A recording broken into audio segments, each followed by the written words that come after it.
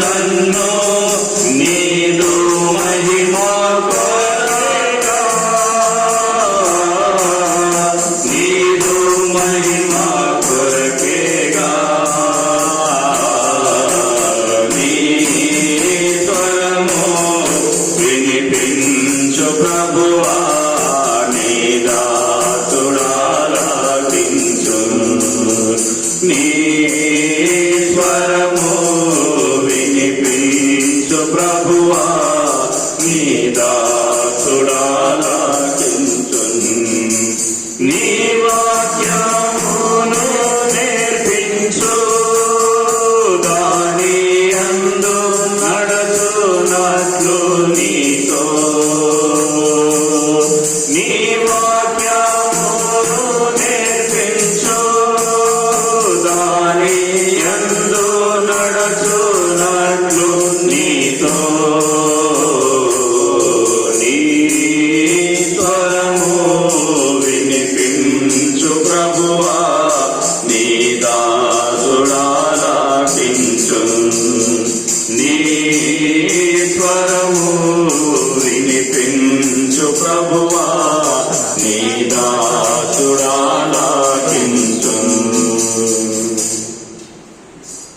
739 పాత పుస్తకాలు అయితే 723, కొత్త పుస్తకాలు అయితే 739.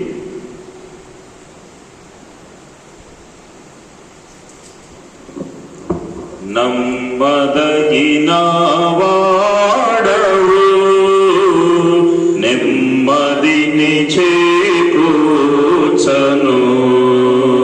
నమ్మదగిన వాడవు, నెమ్మదిని చేకూర్చను.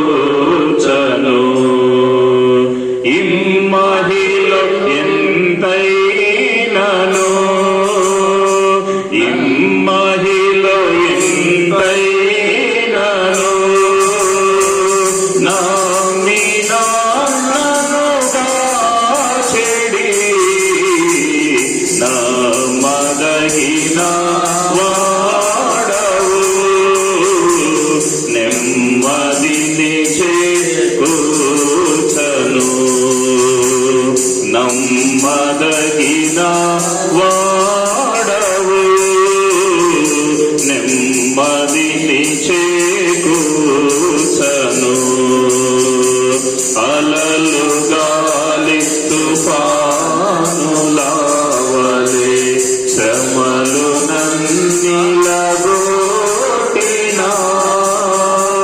అలలు గాలి తుఫానులవలె శ్రమలు నన్నిలగొట్టినా, అమరమందు నిలిచి యేసు అన్నిటిని గాదించును. అమరమందు నిలిచి యేసు అన్నిటిని గాదించును.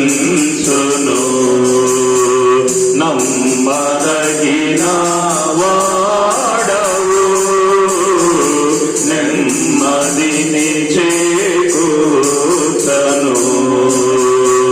నమ్మదగిన వాడవు, నెమ్మదిని చేకూర్చను. నరుల రాజుల నమ్మినా నిరుపయోగమే ఎందునా, నరుల రాజుల నమ్మినా నిరుపయోగమే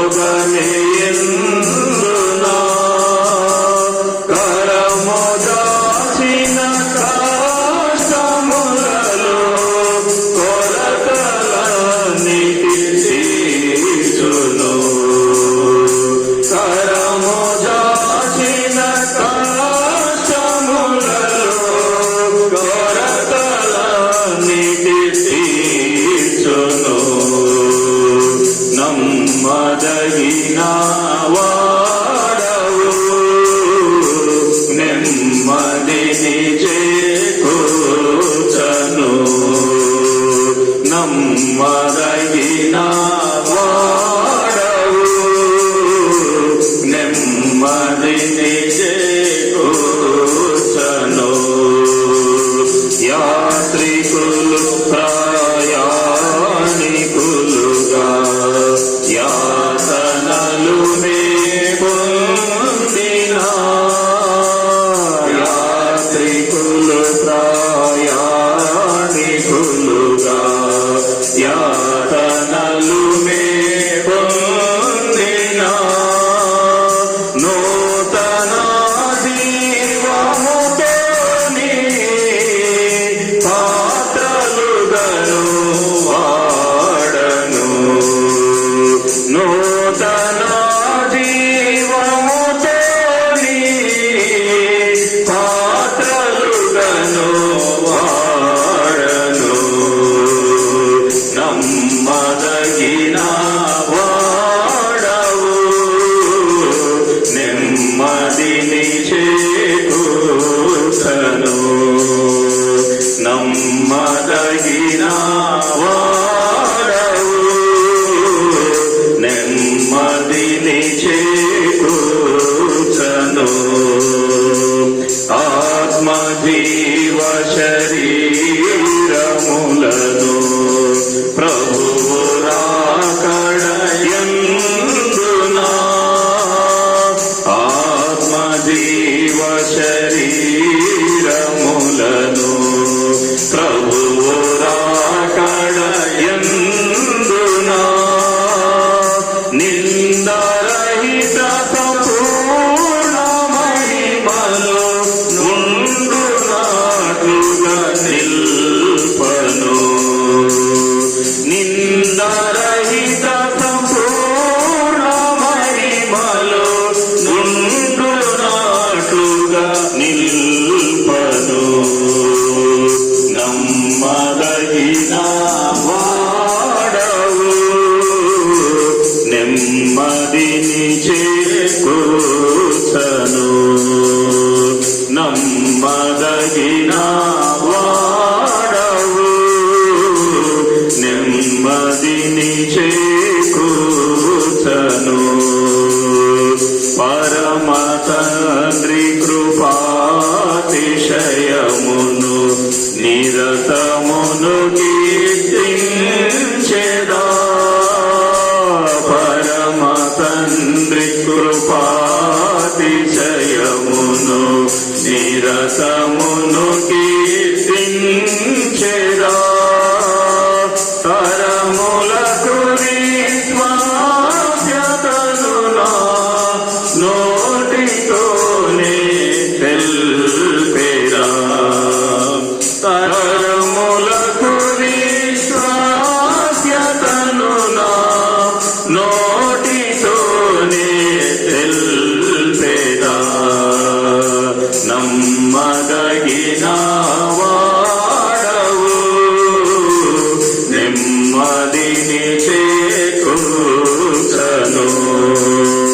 నమ్మదగిన వాడవు, నెమ్మదిని చేకూర్చను.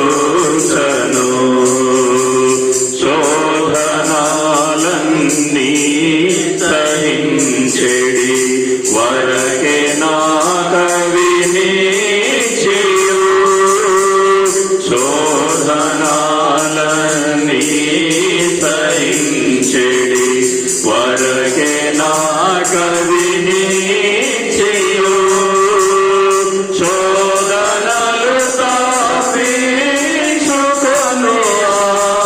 మార్గమును కలిగించును. శోధనలు తాపించుకొను మార్గమును కలిగించును. నమ్మదగిన వాడవు, నెమ్మదిని చేకూర్చను.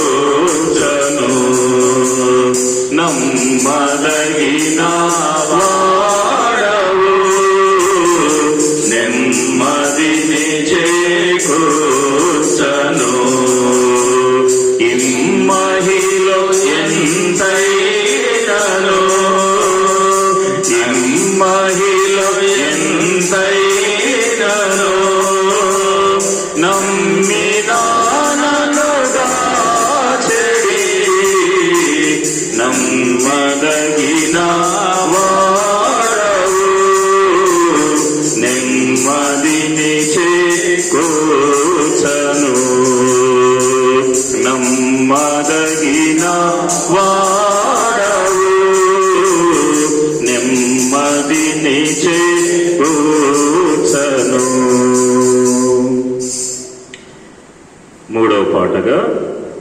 547. పాత పుస్తకాలు అయితే 541. ఆఖరిగా మూడో పాటగా 547. పాత పుస్తకాలు అయితే 541. తన రాజ్యమునకు మహిమకు పిలచిన, తన రాజ్యమునకు మహిమకు పిలచిన మన ప్రభువుకు తగినట్లు నడచెదము. తన రాజ్యములో మనము చేరెదము. మన ప్రభువుకు తగినట్లు నడచెదము. తన రాజ్యములో మనము చేరెదము. కారు చీకటి కమ్మిలను యేసుని వెలుగులో నడచెదము. కారు చీకటి కమ్మిలను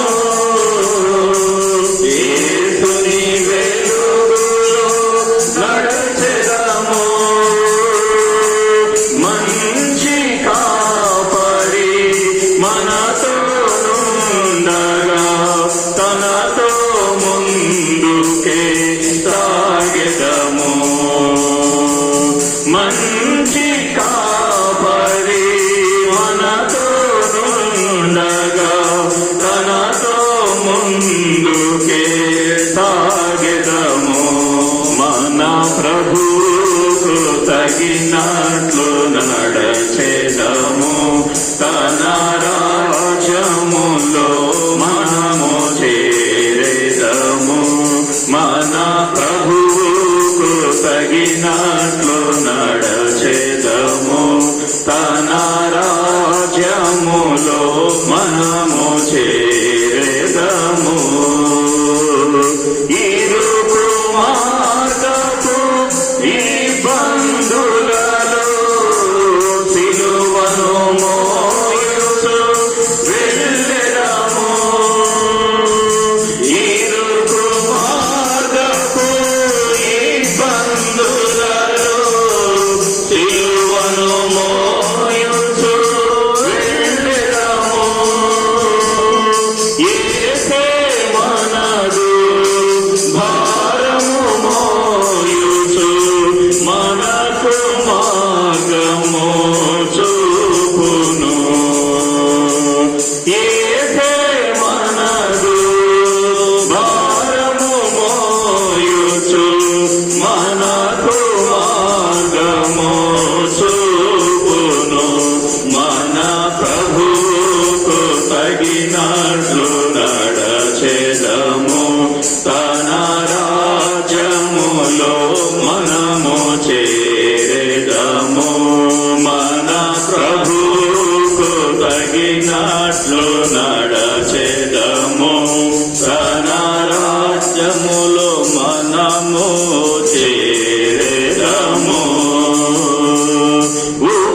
ఉప్పొంగుచున్న ఉపద్రవములలో ఉన్నవాడనని ప్రభువనెను. ఉప్పొంగుచున్న ఉపద్రవములలో ఉన్నవాడనని ప్రభువనెను. అంతము వరకు చెంత నిలచి తానే మనతో నడచును. అంతము వరకు చెంత నిలచి తానే మనతో నడచును. మన ప్రభువుకు తగినట్లు నడచెదము. తన రాజ్యములో మనము చేరెదము. మన ప్రభువుకు తగినట్లు నడచెదము. తన రాజ్యములో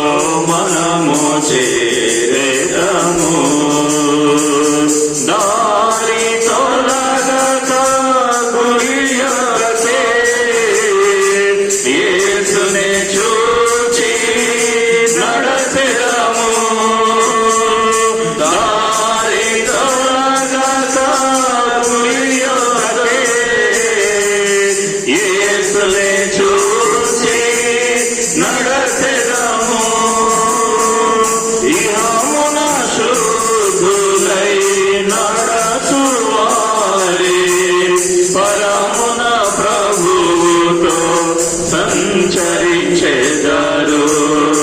ఇహమున శుద్ధులై నడచువారే పరమున ప్రభువుతో సంచరించెదరు. మన ప్రభువుకు తగినట్లు నడచెదము. తన రాజ్యములో మనము చేరెదము. మన ప్రభువుకు తగినట్లు నడచెదము. తన రాజ్యములో మనము చేరెదము. విశ్వాసములో వినువక మంచి పోరాటం పోరాడి విశ్వాసములో వినువక మంచి పోరాటం పోరాడి ప్రభుతో నడచి పరుగు ముగించి నీతి కిరీటము పొందెదము. ప్రభుతో నడచి పరుగు ముగించి నీతి కిరీటము పొందెదము. మన ప్రభువుకు తగినట్లు నడచెదము. తన రాజ్యములో మనము చేరెదము. మన ప్రభువుకు తగినట్లు నడచెదము. తన రాజ్యములో మనము చేరెదము.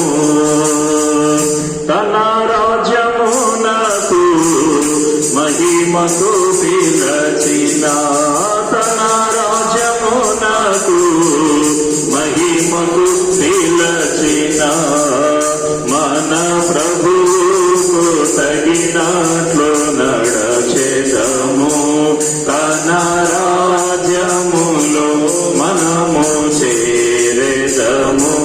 మన ప్రభువుకు తగినట్లు నడచెదము. తన రాజ్యములో మనము చేరెదము. ప్రార్థన చేసుకుందాం.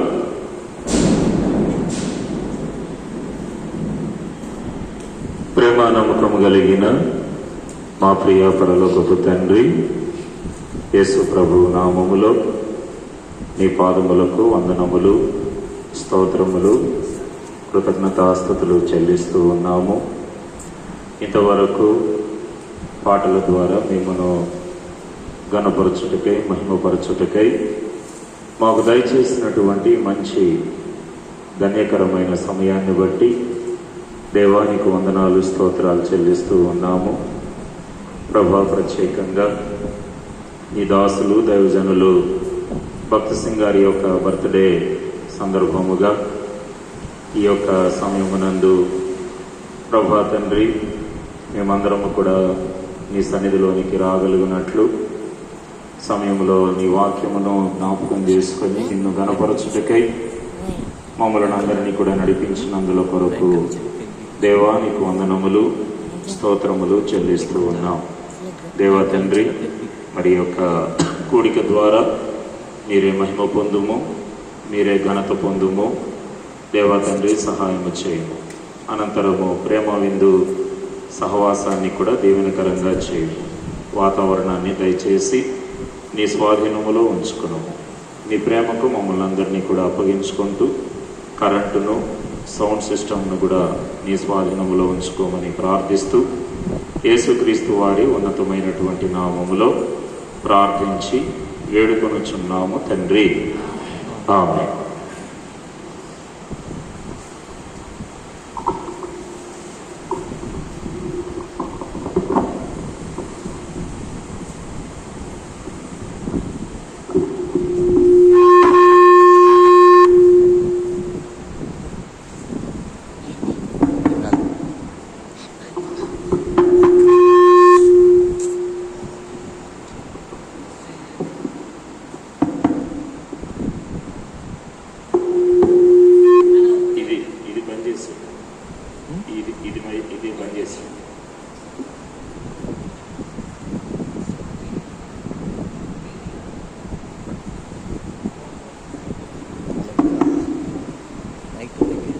వైర్ తీసేసేయండి.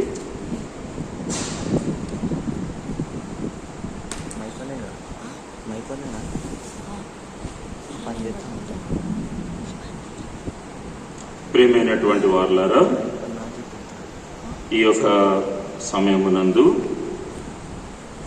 మనమందరము కూడా దేవుని సన్నిధిలోనికి మరి ఒకసారి రాగలిగినట్లుగా దేవుడు మనలను నడిపించినందుకు మనము ప్రభువుకి ఎంతగానో వందనస్తులమై ఉంటూ రావాలి.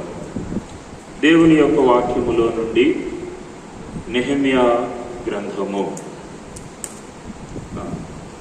సెంటర్లో పెట్టారా? పెట్టండి, సెంటర్లో పెట్టండి.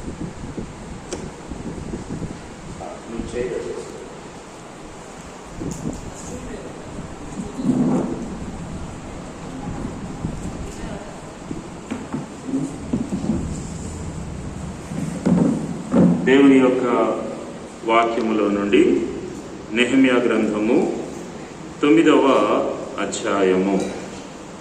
నెహెమ్యా గ్రంథం 9వ అధ్యాయము మొదటి 2 వచనాలు కూడా మనం ఈ సమయంలో కలిసి చదువుకుందాం. నెహెమ్యా గ్రంథము 9వ అధ్యాయము మొదటి 2 వచనాలు కూడా మనమందరం కూడా కలిసి చదువుకుందాం. ఈ నెల 24వ దినమందు ఇశ్రాయేలీలు ఉపవాసముండి గోనెపట్టలు కట్టుకొని తల మీద ధూళి పోసుకొని కూడి వచ్చింది.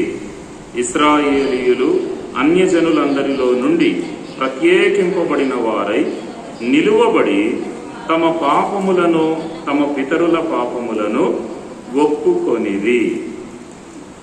గమనించండి ప్రియమైనటువంటి వారులారా, ఇక్కడ ఇశ్రాయేలీయులు ఏం చేశారంట? అన్యజనులందరిలో నుండి ప్రత్యేకింపబడిన వారై నిలువబడి తమ పాపములను తమ పితరుల పాపములను ఒప్పుకొనిది. వీళ్ళరా మనం గమనించినట్లయితే మానవుని యొక్క జీవితంలో పాపము ఒప్పుకొనుట అనేటువంటిది చాలా ప్రాముఖ్యమైనది. పాపము ఒప్పుకొనేటువంటి అనుభవము నుంచే క్రైస్తవ జీవితం అనేటువంటిది ప్రారంభించబడుతుంది. వీళ్ళరా ఈ యొక్క సమయంలో దైవజనులు భక్త సింగ్ గారి యొక్క బర్త్డే సందర్భాన్ని బట్టి మనమందరము కూడా దేవుని సన్నిధిలోనికి మనము చేరి వచ్చి ఉన్నాం. మరి దైవజనులు భక్త సింగ్ గారి గురించి మనము చేరి రావడానికి గల ఉద్దేశం ఏంటి అని అంటే వాక్యంలో రాయబడి ఉంది. చూడండి, సామెతల గ్రంథములో మనం గమనించినట్లయితే సామెతల గ్రంథము 10వ అధ్యాయము 7వ వచనాన్ని మనం చూస్తే, నీతిమంతుని జ్ఞాపకం చేసుకొనుట ఆశీర్వాదకరమగును. చూసారా, నీతిమంతుని జ్ఞాపకం చేసుకొనుట ఆశీర్వాదకరమగును. కనుక మనము నీతిమంతుని జ్ఞాపకం చేసుకోవాలి. ప్రియులారా, మొదటిగా నీతిమంతుడు ఎవరు అనంటే ప్రభు అయినటువంటి యేసుక్రీస్తు వారు నీతిమంతుడు, దేవుడు నీతిమంతుడు. అయితే మానవులమైనటువంటి మనలను దేవుడు తన రక్తము ద్వారా కడిగి ఆయన మనలను నీతిమంతులుగా ఆయన మనలను తయారు చేశాడు. అయితే ఇక్కడ మనం గమనిస్తే నీతిమంతుని జ్ఞాపకం చేసుకొనుట ఏమవుతుంది? ఆశీర్వాదకరమగును. కనుక దైవజనులు భక్త సింగ్ గారి యొక్క జీవితంలో దేవుడు తన జీవితంలో ఎన్నో గొప్ప కార్యాలు ఆయన జరిగించాడు.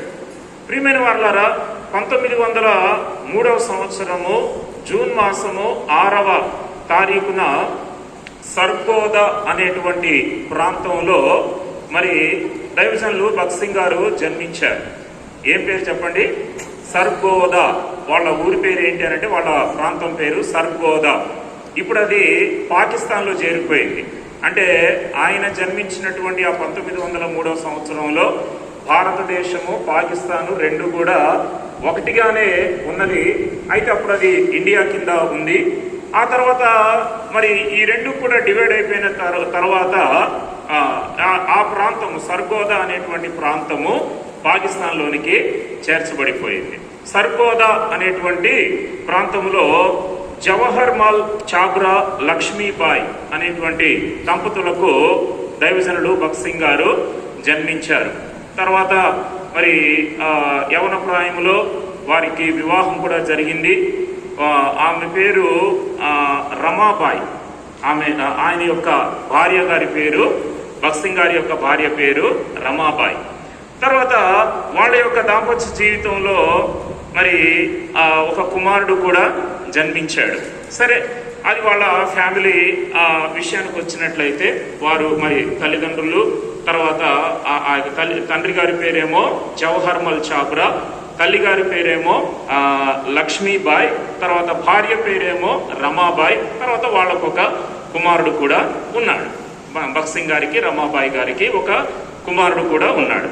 సరే ప్రియులారా, ఇప్పుడు మనం చదువుకున్నటువంటి ఈ విషయాన్ని మనం చూస్తే 2వ వచనము నెహెమ్యా గ్రంథం 9వ అధ్యాయంలో ఇశ్రాయేలీయులు ఏం చేశారు?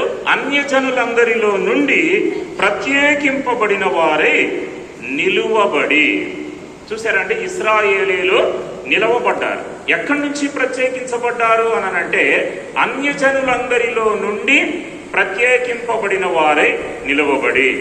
దైవజనులు భగత్ సింగ్ గారు కూడా వారు వాస్తవంగా వారు సిక్కు మతానికి చెందినటువంటి వారు. మరి ఆ యొక్క సిక్కు మతం విషయంలో చాలా నిష్ఠ కలిగినటువంటి వాడిగా దైవజనులు భగత్ సింగ్ గారు ఉండేటువంటి వారు. ప్రియులారా, వారు క్రైస్తవ స్కూల్లో చదువుకున్నప్పటికీ కూడా, చూడండి, క్రైస్తవ స్కూల్లో చదువుకున్నప్పటికీ కూడా అసలు క్రైస్తవులంటే ఆయనకు గిట్టేటువంటిది కాదంట. క్రైస్తవ స్నేహితులు ఉన్నా సరే వాళ్ళని ద్వేషించేటువంటి వాడంట. అసలు క్రైస్తవత్వం అని అంటేనే ఆయన చాలా ద్వేషించేటువంటి వాడు. హై స్కూల్ అయిపోయినటువంటి తర్వాత ఎవరో దైవజనులు భగత్ సింగ్ గారికి ఒక బైబిల్ ప్రజెంటేషన్ చేశారంట. హై స్కూల్ అయిపోయినటువంటి తర్వాత దైవజనులు భగత్ సింగ్ గారికి ఒకడు బైబిల్ ప్రజెంటేషన్ చేస్తే ఆ కాగితాలన్నీ కూడా చించేసేసి అట్ట మాత్రం ఉంచుకున్నాడంట ఆయన. ఎందుకంటే అట్ట చూడటానికి బాగుంది అని చెప్పేసి అనుకొని అట్ట మాత్రమే ఉంచుకొని ఆ తర్వాత ఆ యొక్క పేజీలన్నీ కూడా చించేసేసాడు. అంతగా మరి బైబిల్ గ్రంథం అని అంటేనే చాలా ద్వేషించేటువంటి వాడు. ప్రియులారా, అట్లాంటిది ఒకానొక సమయంలో దైవజనులు భగత్ సింగ్ గారు రక్షించబడ్డారు. ఒకానొక సమయంలో మరి బ్యాప్టిజం తీసుకున్నారు. ఆ తర్వాత ప్రభు యొక్క సేవకు పిలువబడినటువంటి తర్వాత, ప్రభువు సేవకు పిలిచినటువంటి తర్వాత మొట్టమొదటిగా ఆయన రానన్నాడంట. చూడండి, దేవుని సేవకు రాను అని చెప్పి అన్నాడంటే ఆయన ఉద్దేశం ఏంటి అని అంటే బాగా డబ్బు సంపాదించి ఆ డబ్బును దేవుని సేవలో వాడతాను ప్రభు అని చెప్పేసేసని మొట్టమొదటిగా దేవునితో అంటే దేవుడు అన్నాడంట, నాకు నీ డబ్బు కాదు, నువ్వే కావాలి అని చెప్పి దేవుడు ఆయనతోటి మాట్లాడి ఆయన ఎట్టకేలకు దేవుని సేవకు నడిపించాడు దేవుడు. అయితే ప్రియులారు, ఇక్కడ విషయం ఏంటి అని అంటే మనము ప్రత్యేకించబడినటువంటి తర్వాత ఏం కావాలంట? ఇశ్రాయేలీలు ఏం చేశారు? అన్యజనులందరిలో నుండి ప్రత్యేకింపబడిన వారే నిలువబడి. ఈరోజు నా అంశం అదే ప్రియులారా. మనము ప్రత్యేకించబడటము ప్రాముఖ్యమైనదే. భగత్ సింగ్ గారు సిక్కు మతములో నుంచి మరి ప్రత్యేకించబడినారు. అయితే ఆ తర్వాత నిలవబడటం అనేటువంటిది చాలా ప్రాముఖ్యమైనది. నిలవబడ్డారు. ఎన్ని శోధనలు వచ్చినా సరే నిలవబడ్డారు. ఎన్ని పరీక్షలు వచ్చినా సరే నిలవబడ్డారు. దేవుని సేవలో ఎన్ని శ్రమలు వచ్చినా సరే దేవుని కొరకు ఆయన మరి పిలిచినటువంటి పిలుపు కొరకు ఆయన నిలువబడి ఆఖరికి మరి దేవుని యొక్క రాజ్యంలోనికి చేర్చబడ్డారు. ప్రియులారా, 2000 సంవత్సరము సెప్టెంబర్ 17వ తారీఖున ఉదయకాల సమయంలో ఆయన పరలోక మహిమలోనికి పిలువబడ్డారు. కనుక ఇక్కడ మరి చెప్పాలనుకుంటున్నటువంటి విషయం ఏంటి అని అంటే ఇశ్రాయేలీయులు అన్యజనులందరిలో నుండి ప్రత్యేకింపబడిన వారే నిలువబడి. ఈ రోజున మనము పరీక్ష చేసుకోవాలి. భగత్ సింగ్ గారు నిలవబడ్డారు. ఇంకా ఎంతో మంది విశ్వాసులు నిలవబడ్డారు. ఎంతో మంది ప్రవక్తలు నిలవబడ్డారు. ఎంతో మంది దేవుని బిడ్డలు నిలవబడ్డారు. ఈరోజు మనము నిలబడుతున్నామా? ఈ రోజున మనము ఆ నీతిమంతుని జ్ఞాపకం చేసుకోవటానికని చెప్పని దేవుని సన్నిధానంలోనికి మనం వచ్చాం, మంచిదే. అయితే ప్రియులారా, మనము నిలబడుతున్నటువంటి సంఘమా లేక పడిపోతున్నటువంటి సంఘమా? నిలబడుతున్నటువంటి ప్రజలమా లేక మరి పడిపోతున్నటువంటి ప్రజలమా అని చెప్పి మనము పరీక్ష చేసుకోవాలి. నిలబడేటువంటి విషయంలో మనం ఎలా ఉన్నాం? ప్రియులారా, అపోస్తల కార్యముల గ్రంథములో 3వ అధ్యాయాన్ని మనం గమనించినట్లయితే చూడండి. అపోస్తలుల కార్యములు 3వ అధ్యాయము 8వ వచనం. వాడు దిగ్గున లేచి నిలిచి నడిచెను, నడుచుచు గంతులు వేయుచు దేవుని స్తుతించుచు వారితో కూడా దేవాలయములోనికి వెళ్ళెను. ఏం చేశాడు? ఆ యొక్క పుట్టినది మొదలుకొని కుంటివాడైనటువంటి ఒక మనుష్యుడు ఆయన చేసిన పనేంటి? దేవుడు తనను స్వస్థపరిచినటువంటి ఆ గడియలో అక్కడ జరిగిన సంగతి ఏంటంట, వాడు దిగ్గున లేచి ఏమయ్యాడు? నిలిచి నడిచాడు. అంటే దిగ్గున లేచినటువంటి తర్వాత నిలబడటం చాలా ప్రాముఖ్యమైంది. ఏదో ఉద్రేకంతో మనం అడుగు ముందుకు వేయటం కాదు.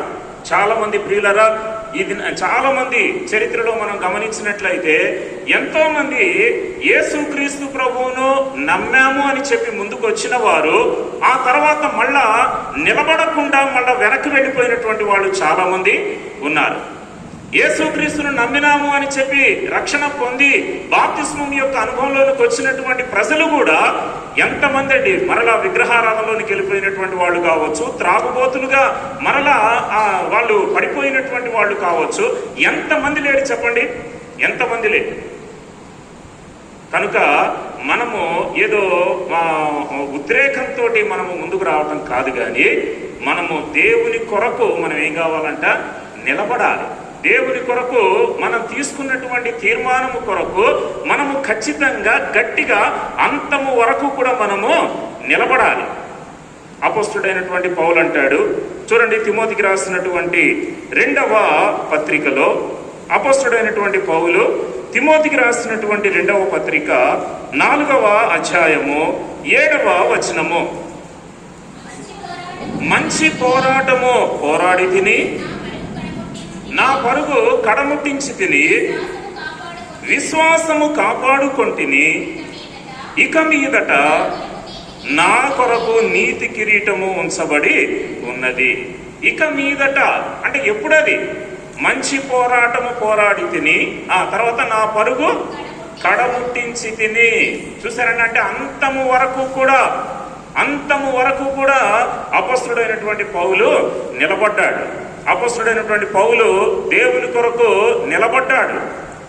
అంతకుముందు యేసు ప్రభువు అని అంటే ద్వేషించేవాడు, అంతకుముందు యేసు నామాన్ని కూడా మరి దూషించేటువంటి వాడు, సంఘాన్ని హింసించినటువంటి వాడు, హానికరుడు, హింసకుడు, దూషకుడు, ఇటువంటి సౌలు రక్షణలోనికి వచ్చినటువంటి తర్వాత, పౌలుగా మార్చబడినటువంటి తర్వాత యేసే క్రీస్తు అని చెప్పి రుజువు చేస్తూ, యేసే క్రీస్తు అని చెప్పి ప్రకటన చేస్తూ ఆఖరికి ఆ దేవుని కొరకు అంతము వరకు కూడా నిలబడ్డట్లుగా మనము గమనించగలుగుతాం. అప్పుడు ఏం కిరీటం ఉంచబడుతుందంట? మన కొరకు నీతి కిరీటము ఉంచబడుతుంది. నీతి కిరీటం. కనుక ప్రియులారా, మనము ఎంతవరకు మనం నిలబడుతున్నాం? ఒకవేళ పరీక్షలు వచ్చినప్పుడు నిలబడలేకపోతున్నామేమో, లేకపోతే బంధువుల ద్వారా ఏదైనా సరే మరి ఒత్తిళ్లు వచ్చినప్పుడు నిలబడలేకపోతున్నామా, లేకపోతే ఉద్యోగ బాధ్యతలలో ఉన్నప్పుడు హయ్యర్ అథారిటీస్ దగ్గర మనం ఒకవేళ దేవుని కొరకు మనం నిలబడలేకపోతూ ఉంటున్నామా? ప్రియులారా, మానవ జీవితం అనేటువంటిది, ప్రాముఖ్యంగా విశ్వాస యాత్ర అనేటువంటిది అనుదినము కూడా ఒక పరీక్షా సమయం లాగానే మనము జ్ఞాపకం చేసుకోవాలి. పరీక్ష చాలా జాగ్రత్తగా, పరీక్ష అన్నప్పుడు చాలా కేర్ఫుల్గా మనం ఉండాలి. అదే రీతిగా మన ఆత్మీయ జీవితాన్ని కూడా అంతము వరకు కూడా మనం నిలవబెట్టుకుంటూ మనము ఉన్నప్పుడు మన యొక్క గమ్యాన్ని మనము చేరుకోగలుగుతాం. కనుక ఇశ్రాయేలీయులు ఏం చేశారంట? వారు అన్యజనులందరిలో నుండి ప్రత్యేకించబడిన వారే నిలువబడి. ఈ రోజున మనం ఎక్కడ నిలబడాలి, ఏ ఏ విషయాలలో మనము నిలబడాలి అనేటువంటి సంగతులు, కొన్ని సంగతులు మనము జ్ఞాపకం చేసుకుందాం. దైవజనులు భక్త్ సింగ్ గారు ఆ విషయాలలో ఆయన నిలబడ్డారు. మరి అదే రీతిగా ఎంతో మంది దైవజనులు ఆ యొక్క విషయాలలో నిలబడ్డారు కనుకనే దేవుడు వారిని అంత బలంగా వాడుకోగలిగినాడు. ప్రియులారా, ఈ రోజున మనం నిలబడుతున్నామా లేదా అనేటువంటిది మనం పరీక్ష చేసుకుందాం. చూడండి, కొన్ని సంగతులు మనం చూద్దాం. మొట్టమొదటిదిగా ఎక్కడ నిలబడాలి అని అంటే ఆదికాండము 18వ అధ్యాయం. మొట్టమొదటిదిగా మనం గమనించినట్లయితే ఆదికాండము 18వ అధ్యాయము 22వ వచనం చదవండి ఎవరైనా. ఆదికాండము 18వ అధ్యాయము 22వ వచనము. ఆ మనుష్యులు అక్కడ నుండి తిరిగి సొదొమ వైపుగా వెళ్ళిరి. అబ్రహాము ఇంకా యెహోవా సన్నిధిని నిలుచుండెను. అందరూ పలకండి అమ్మా, అందరూ పలకండి నా వెంట ఈ మాట. అబ్రహాము ఇంకా యెహోవా సన్నిధిని నిలుచుండెను. అంటే ఇప్పుడు మొట్టమొదటిదిగా మనం నేర్చుకోవాల్సింది ఎక్కడ నిలబడాలి, ఏ విషయంలో నిలబడాలి అని అంటే దేవుని సన్నిధిలో మనం ఏం కావాలంట, నిలబడాలి. దేవుని సన్నిధిలో మనం నిలబడుతూ ఉండాలి. ప్రియులారా, దేవుని సన్నిధికి రావాలి. తర్వాత దేవుని సన్నిధిలోనికి వచ్చినటువంటి తర్వాత మనము ఆ దేవుని సన్నిధిని ఆనర్ చేసి, గౌరవించి, ఘనపరచి ఆ దేవుని సన్నిధిలో మనము నిలిచి ఉండాలి. అబ్రహాము ఇక్కడ దేవుని సన్నిధిలో నిలబడినటువంటి వ్యక్తిగా మనం చూస్తూ ఉన్నాం. నిలబడ్డాడు కనుకనే ఏం జరిగింది చెప్పండి. అబ్రహాము దేవుని సన్నిధిలో నిలిచి ఉండి అక్కడ విజ్ఞాపన చేస్తూ వచ్చాడు. విజ్ఞాపన చేసిన కారణాన ఆదికాండము 19వ అధ్యాయము 29వ వచనములో జరిగిన కార్యం ఏంటి చదవండి. దేవుడు ఆ మైదానపు పట్టణములను పాడు చేసినప్పుడు దేవుడు అబ్రహామును జ్ఞాపకం చేసుకొని లోతు కాపురమున్న పట్టణములను నాశనము చేసినప్పుడు ఆ నాశనము మధ్యన లోతు నశించకుండా అతని తప్పించెను. అబ్రహాము నిలబడ్డాడు గనుక, అబ్రహాము దేవుని సన్నిధిని నిలబడ్డాడు గనుక దేవుడు ఏం చేసుకున్నాడంట అక్కడ. దేవుడు ఆ మైదానపు పట్టణములను పాడు చేసినప్పుడు దేవుడు అబ్రహామును జ్ఞాపకం చేసుకున్నాడంట. ఎవరిని జ్ఞాపకం చేసుకుంటున్నాడండి చెప్పండి. నిలబడినటువంటి వారిని జ్ఞాపకం చేసుకుంటాడు. నిలబడినటువంటి వారిని అబ్రహాం ఏం చేశాడు, ఇంకా యెహోవా సన్నిధిని నిలుచున్నాడు గనుక, నిలబడ్డాడు గనుక తాను నిలబడినటువంటి ఆ జీవితము విజ్ఞాపనలోనికి తీసుకుని వెళ్ళింది, ప్రార్థనలోనికి తీసుకుని వెళ్ళింది. ఆ తర్వాత లోతు సంరక్షించబడటానికి, కాపాడబడటానికి ఆ విజ్ఞాపన సహాయపడుతూ వచ్చింది. కనుక ఈ రోజున నువ్వు నిలబడుతున్నావా లేదా దేవుని సన్నిధిలోనికి వచ్చినటువంటి తర్వాత? ఇక్కడ అబ్రహాము నిలబడ్డట్లుగా మనం చూస్తూ ఉన్నాం. అబ్రహాము నిలబడినందుకు లోతు కాపాడబడ్డాడు. తర్వాత ఇంకా చూస్తే రాజుల మొదటి గ్రంథము 17వ అధ్యాయం 1వ వచనములో అక్కడ మరొక వ్యక్తి నిలబడినట్లుగా మనం చూస్తూ ఉన్నాం. రాజుల మొదటి గ్రంథము 17వ అధ్యాయము 1వ వచనం. అంతటా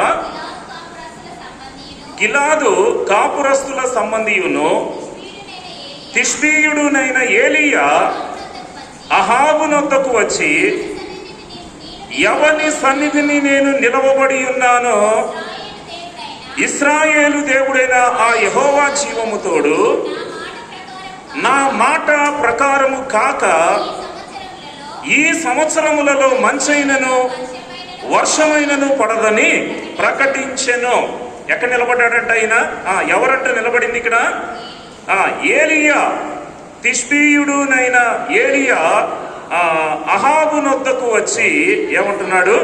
ఎవని సన్నిధిని నేను నిలవబడి ఉన్నాను అని అంటున్నాడు. అంటే నేను నిలబడ్డాను అని చెప్పి ఆయన మాట్లాడుతూ ఉన్నాడు. నేను ఏంటమ్మా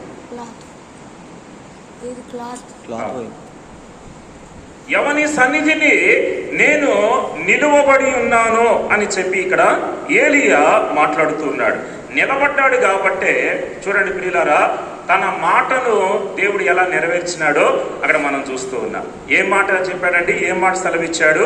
ఇశ్రాయేలు దేవుడైన ఆ యెహోవా జీవము తోడు నా మాట ప్రకారము గాక ఈ సంవత్సరములలో మంచైనను వర్షమైనను పడదని ప్రకటించెను. నెరవేర్చినాడా లేదా? దేవుడు అక్కడ నెరవేర్చినాడు. ఎందుకు నెరవేర్చాడు? ఏలియా ఏం చేశాడట? యెహోవా సన్నిధిని నిలవబడి ఉన్నాడు కాబట్టి. నిలబడలేకపోయినట్లయితే, నిలబడకుండా పడిపోతూ ఉంటున్నట్లయితే ప్రియులారా, తన మాటను దేవుడు ఆ రీతిగా నెరవేర్చేవాడు కాదు. దేవుడు ఆ ప్రవక్తను ఆ రీతిగా ఘనపరిచేవాడు కాదు. నిలబడాలి. అబ్రహాము నిలబడ్డాడు కనుక లోతు కాపాడబడ్డాడు. ఏలియా నిలబడ్డాడు కనుక తన మాట ప్రకారము దేవుడు అక్కడ నెరవేర్చినాడు. ఏలియా గురించి మనం చూస్తే యాకోబు రాసినటువంటి పత్రికలో 5వ అధ్యాయంలో మనం గమనిస్తే, యాకోబు రాసిన పత్రిక 5వ అధ్యాయంలో ఏలియా గురించి రాయబడిన ఏమని? 17వ అధ్యాయం చూడండి. ఏలియా మన వంటి స్వభావము గల మనుష్యుడే, వర్షింపకుండునట్లు అతడు ఆసక్తితో ప్రార్థన చేయగా 3.5 సంవత్సరముల వరకు భూమి మీద వర్షింపలేదు.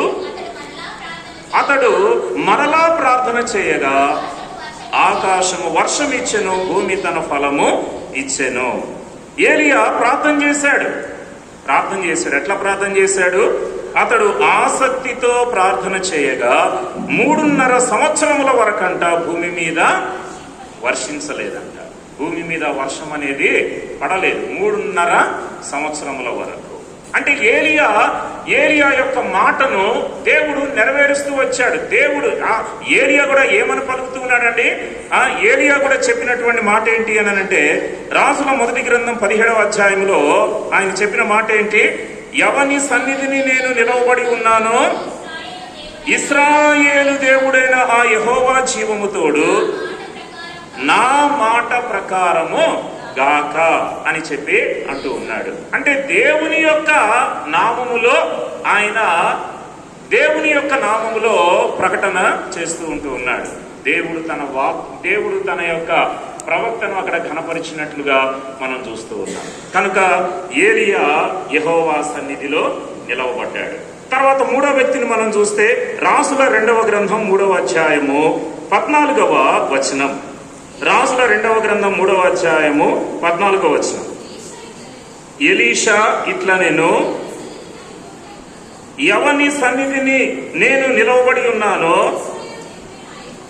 ఇశ్రాయేలు దేవుడైన ఆ యెహోవా జీవము తోడు యూదా రాజైన యెహోషాపాతును నేను గౌరవము చేయని ఎడల నిన్ను చూచుటకైనను లక్ష్య పెట్టుటకైనను ఒప్పకపోదును. ఎవరు చెప్పారంట ఈ మాట? ఎలీషా ఇట్లా నేను ఎవని సన్నిధిని నేను నిలవబడి ఉన్నాను. అంటే 3వ వ్యక్తి ఎవరు చెప్పండి? దేవుని సన్నిధిలో నిలబడినటువంటి వాడు ఎలీషా. అబ్రహాము 2వ వ్యక్తి ఎవరిని చూసాం? ఏలియా. 3వ వ్యక్తి ఎలీషా. తర్వాత 4వ వ్యక్తి కీర్తనల గ్రంథము 106వ కీర్తన 23వ వచనం. 106వ కీర్తన 23వ వచనం.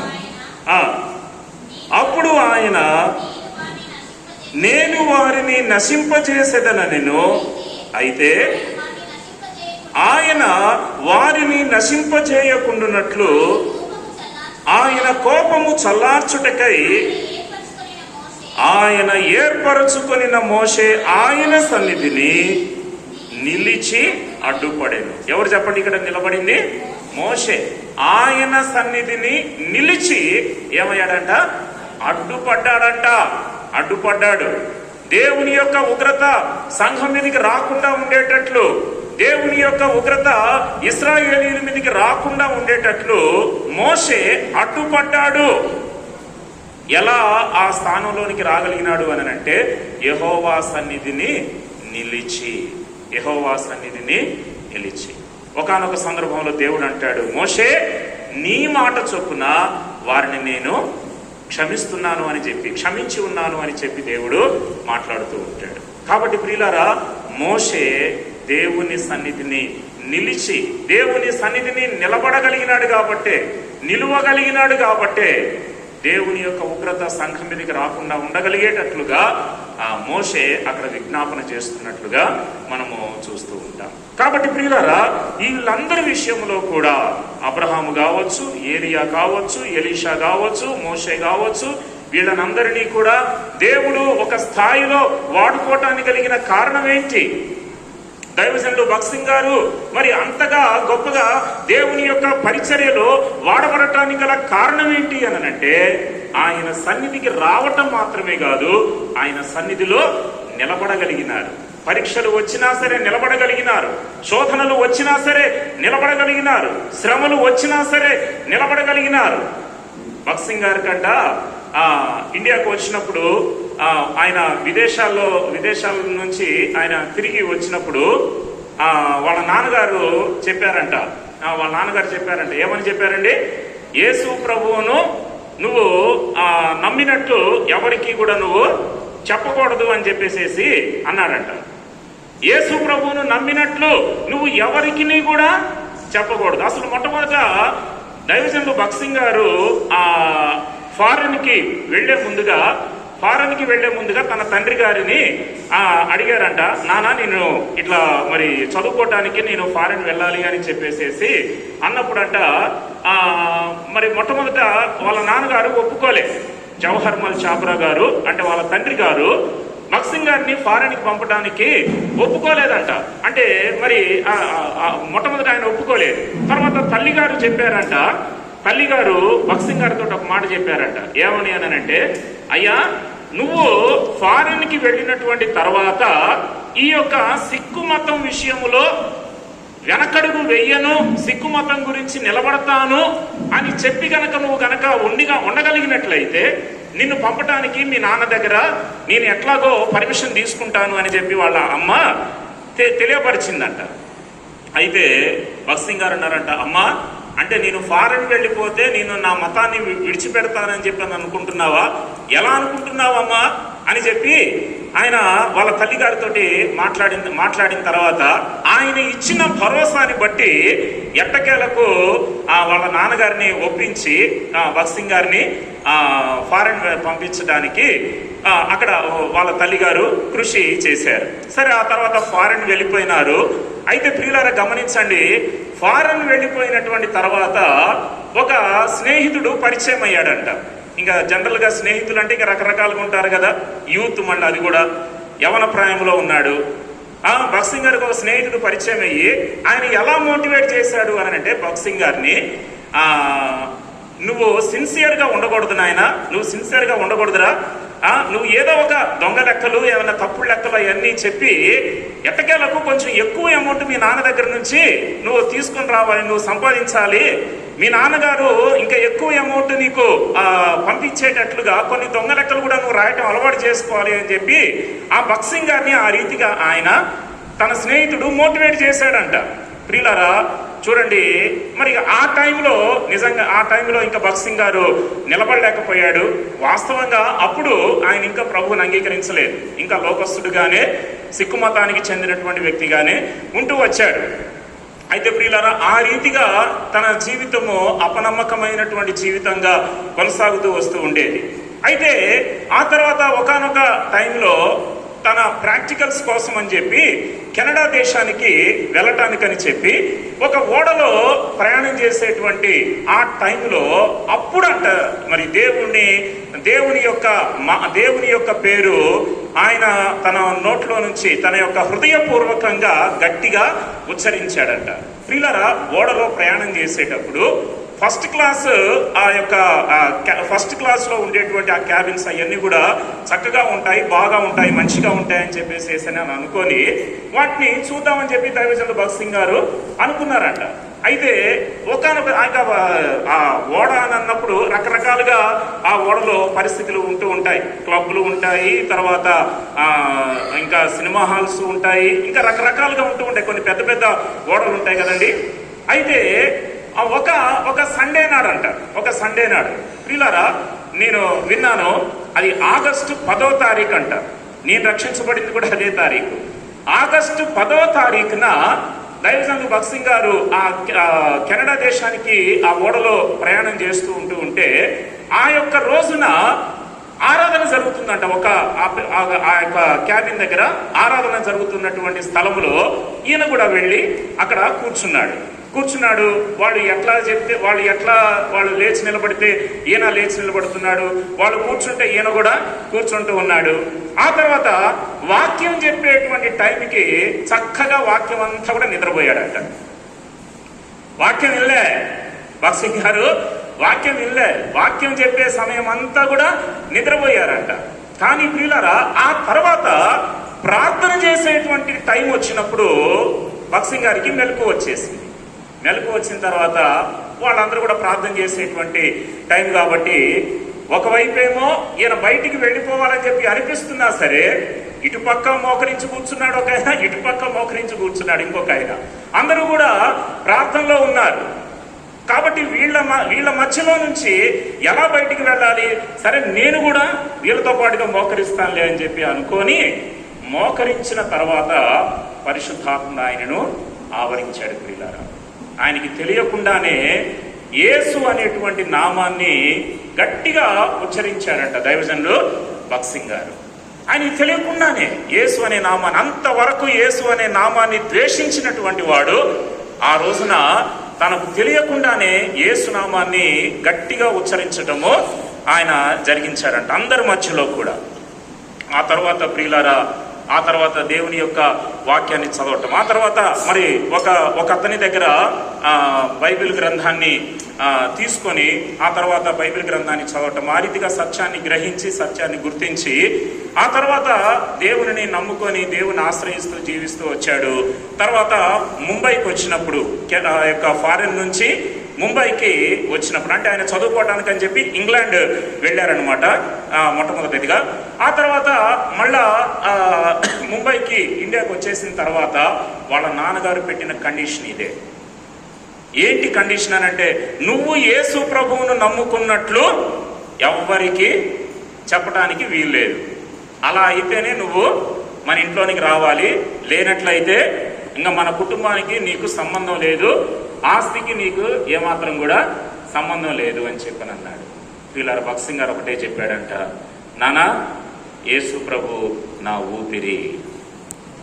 ఊపిరి పీల్చుకోకుండా నేను బ్రతకలేను, అలానే యేసు ప్రభు గురించి చెప్పకుండా కూడా నేను ఉండలేను, బ్రతకలేను అని చెప్పి ఆ టైంలో దేవునికి ప్రాధాన్యత ఇచ్చి దేవుని కోసం నిలబడ్డాడు ప్రియులారా. ఆయన నిలబడ్డాడు కాబట్టే ఈ రోజున మనము ఎన్ని లక్షల మంది ప్రజలు చూసినారండి.